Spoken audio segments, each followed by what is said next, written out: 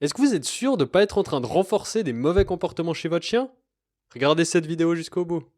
Dans cette vidéo, on va parler de renforcement involontaire. Donc c'est quelque chose qui est important d'avoir en tête quand on débute en éducation canine, même si vous n'allez pas y être confronté tout de suite. Vous allez très vite comprendre pourquoi. Bonjour à vous les passionnés d'éducation bienveillante et bienvenue dans cette vidéo. Moi c'est Mathias Favre du blog J'adopte un chien, le blog dans lequel on vous donne les meilleurs conseils en éducation positive quand on part de zéro. Donc quand on commence l'éducation, quand au tout début avec son chien, le but c'est de créer des automatismes chez son chien.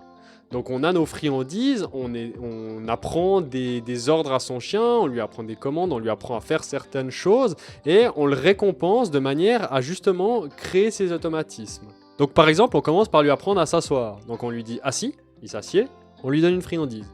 Assis, il s'assied, on le récompense. Assis, il s'assied, on le récompense. Et on fait ça un très grand nombre de fois pour créer cet automatisme, pour pouvoir arriver à qu'il ait plus besoin en fait de réfléchir quand il entend assis, que ça devienne vraiment un automatisme. Donc c'est tout d'un coup il entend assis, il s'assied. Même lui il n'a pas compris ce qui s'est passé, mais vraiment l'automatisme est ancré et c'est vraiment le but au tout début quand on commence en éducation canine.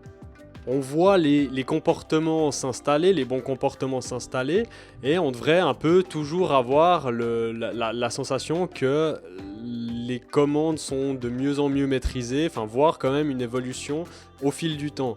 Alors des fois, en général, c'est quand même très léger, mais il faudrait quand même au bout d'un moment qu'il y ait cette évolution, parce qu'à un moment donné, il faudrait justement se demander qu'est-ce que je suis en train de récompenser. Dans le sens, est-ce que je suis vraiment en train de renforcer ce que je cherche à renforcer? Donc je m'explique. Prenons un exemple concret. Par exemple, vous voulez apprendre à votre chien à ne pas courir sur votre chat à chaque fois qu'il l'aperçoit. Donc ce que vous allez faire, c'est que vous allez prendre des friandises et vous allez essayer de le récompenser à chaque fois que vous voyez le chat au loin. Avant même que lui l'ait vu, vous allez essayer de le récompenser déjà pour lui apprendre, bah voilà, c'est bien parce que t'es resté à ta place, t'as pas bougé alors qu'il y avait le chat.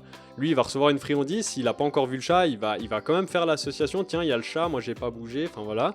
Et vous allez commencer par ça. Après, vous n'allez pas y arriver à chaque fois, donc des fois, votre chien, il va aller vers le chat. Donc ce que vous allez faire, c'est que vous allez essayer de faire en sorte que, malgré le fait qu'il aille sur le chat, qu'il le laisse tranquille. Peut-être que vous lui avez déjà appris la commande « tu laisses », vous allez lui dire « tu laisses », donc il va aller sur le chat, vous allez lui dire « tu laisses », et il va partir de vers le chat. Et là, vous allez le récompenser parce que c'est bien, il a laissé le chat tranquille. Et donc vous allez faire ça un certain nombre de fois, à chaque fois que votre chien va voir le chat, quand il va aller dessus, vous allez lui demander de le laisser et vous allez le récompenser à chaque fois, donc c'est bien, vous lui apprenez, en fait, c'est super, parce que tu laisses le chat tranquille. Donc vous allez faire ça souvent, ça va plutôt bien marcher, mais au bout d'un moment, il y a quand même un problème. C'est que vous, ce que vous vouliez apprendre à votre chien, c'est de ne pas aller sur le chat. Et là, vous êtes en train de le récompenser alors qu'il va sur le chat. Donc c'est là qu'il y a un peu une ambiguïté en fait. Donc c'est là qu'intervient en fait ce que j'appelle le renforcement involontaire, c'est-à-dire qu'est-ce que vous êtes en train de récompenser, qu'est-ce qui est en train de se passer à ce moment-là. Parce que vous, ce que vous voulez, c'est qu'il se désintéresse du chat. Est-ce que vous êtes en train de le récompenser parce qu'il se désintéresse du chat ou est-ce que vous êtes en train de le récompenser parce qu'il est allé sur le chat et qu'après il est parti? Donc c'est là qu'il est intéressant de se remettre en question et de réfléchir à ce qu'on est en train de faire. Est-ce que ça a vraiment du sens et est-ce qu'on est en train de récompenser ce qu'on cherche vraiment à récompenser? Donc pour aller plus loin, maintenant, donc vous réfléchissez à ça, vous vous rendez compte qu'il y a peut-être un problème, vous savez pas trop ce que vous êtes en train de renforcer, donc vous allez prendre la décision de ne plus le laisser aller vers le chat, ce qui est logique. Donc vous allez le récompenser à chaque fois qu'il est là, il voit le chat et vous le récompensez pour lui faire comprendre, voilà, j'ai vu le chat mais je suis pas allé, donc c'est super. Et vous allez procéder de la sorte, vraiment pour essayer de faire en sorte qu'il aille plus du tout vers le chat. Donc de nouveau, vous travaillez un certain temps, ça va très bien, il finit par plus vraiment aller vers le chat, donc c'est génial en soi.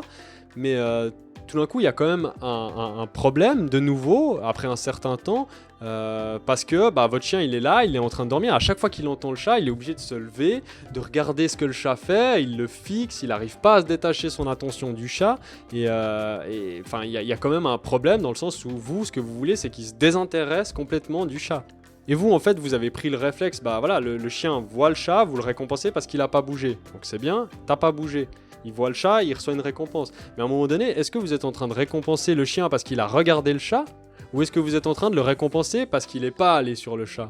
Et là, de nouveau, en fait, il y a une espèce d'ambiguïté qui se met en place, en fait.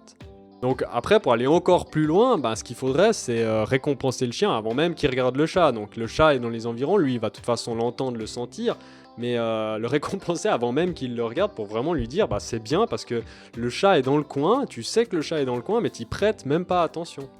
Donc là, peut-être que c'est plus clair pour vous pourquoi c'est intéressant d'avoir ça en tête quand on débute l'éducation, mais que ça va pas vous toucher tout de suite.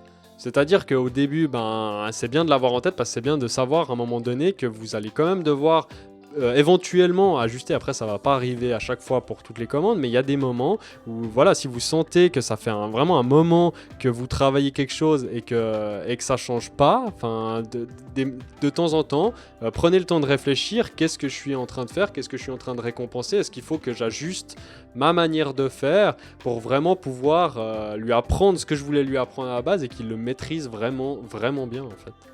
Après, c'est sûr que l'idéal, ce serait de tout de suite, donc par exemple là, ce serait de tout de suite le récompenser avant même qu'il bronche quand il y a le chat. Mais ça, c'est des choses justement où vous allez devoir un peu vous adapter parce que c'est dur d'avoir tout en tête avant même de commencer à éduquer. Donc vous allez procéder d'une certaine façon. Peut-être qu'avec votre chien, ça marchera très bien de juste le récompenser quand il regarde le chien et qu'au bout d'un moment, il s'y désintéressera. Mais peut-être pas. Donc en fait, ça dépend en fait de votre chien, du tempérament de votre chien, de son caractère. Et c'est là que vous allez devoir un peu ajuster pour vraiment arriver à lui apprendre ce que vous voulez lui apprendre. Donc voilà, donc j'espère que mes explications étaient claires, que ça a du sens pour vous. Peut-être que ça en a pas pour le moment si vous débutez à l'instant l'éducation de votre chien, mais vous vous retrouverez peut-être dans ce genre de situation et vous penserez justement à cette histoire de renforcement involontaire et à essayer un peu d'ajuster votre manière de faire. J'espère que cette vidéo vous a été utile. Ça m'intéresserait vraiment de savoir ce que vous pensez de ce genre de sujet, si ça vous intéresse, si ça a du sens, si mes explications sont claires, si vous comprenez bien là où je veux en venir. Après, bien entendu, si vous avez des questions, que vous voulez des éclaircissements, dites-le dans les commentaires. Et c'est volontiers que je prendrai le temps de discuter avec vous de tout ça. Donc je vous remercie de votre attention et sur ce, à vos friandises, travaillez bien et à demain dans une prochaine vidéo. Allez, salut!